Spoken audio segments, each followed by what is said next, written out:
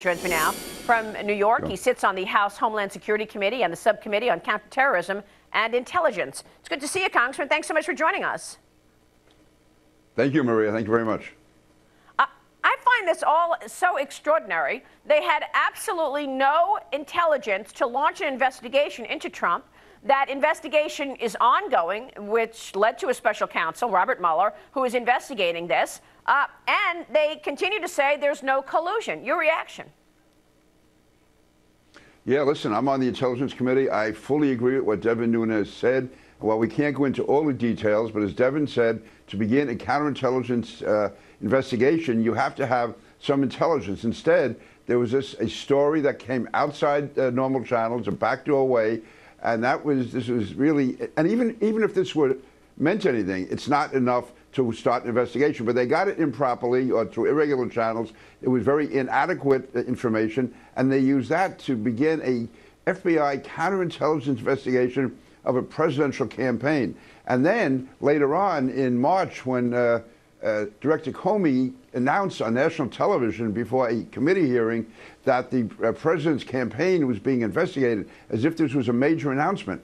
And, you know, when we go back and look at it, it was based on basically gossip. It did not come through normal channels. It did not warrant an investigation like this. And also, Jim Comey was giving the country the impression that the president was being investigated, even though he knew the president was not being investigated, but refused to make that public. So this all is a very shameful chapter in the history of the FBI. These people are sitting atop huge jobs. Jim Comey, the director of the FBI, Andrew McCabe, the assistant director of the FBI. It certainly appears that they abused their power because they just didn't like where the election was going. They didn't like that Donald Trump was about to win, and then he does win. They talked about this insurance policy that Lindsey Graham just read us from the text from Peter Strzok and his girlfriend. Will there be any accountability here, Congressman? Maria, I think there has to be. I think we are going to soon see the Inspector General's report of what went on at the top levels of the FBI. I hope that is more revealing than what we've heard so far.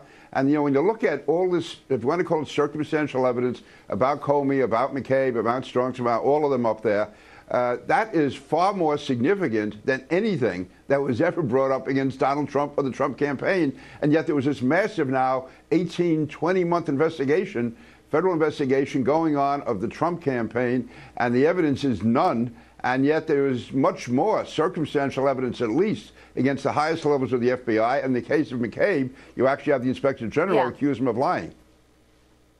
And it's still going on. Look at the smear campaign that they just did against Ronnie Jackson. Look at the way that Brennan and Clapper are out every day trashing President Trump. I mean, look, we had Bob Goodlatte on, the chairman of the chairman of the Judiciary Committee on this program, and he said, "I am going to subpoena these documents, 1.3 million documents." Have you seen the documents that the committee wanted, that the Intel Committee wanted as well, or are they continuing to stonewall?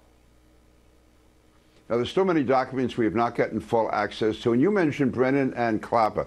The CIA and the intelligence agencies were telling us all along, for instance, up till December of 2016, that there was no way of knowing who the Russians may have been favoring in the election.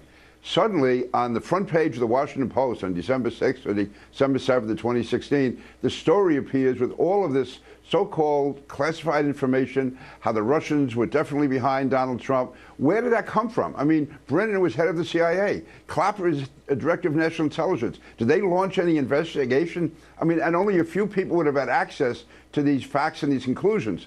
And yet that was leaked again to the Washington Post.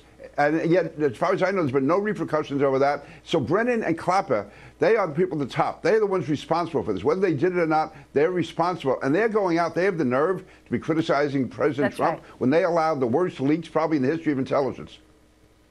And they're still at it. I mean, they're still, you know, earlier this weekend, Clapper sends a tweet out and says, "Stay tuned, Mr. President. Stay tuned, Mr. Trump. as if something else is coming out. They're now CNN commentators, and they are still taunting this president, even though we know the reality and the facts. No collusion, no intelligence. It's pretty extraordinary. Right. Congressman, before you go, I got to ask you, the president said next time he's up in terms of the potential for a government shutdown, he is going to allow the government to shut down if there's not money in there for the wall. You signed that omnibus bill. You're talking about a $47 trillion budget, and you couldn't come up, you and your colleagues couldn't come up with $25 billion for the wall? First of all, I do support the money for the wall, but the reason I voted for that bill is because President Trump personally asked me to, and he also tweeted to all Republicans saying that we should vote for the bill because while it wasn't perfect, it was the best we could get at the time. So as far as, listen, the president can use all negotiating tactics he wants.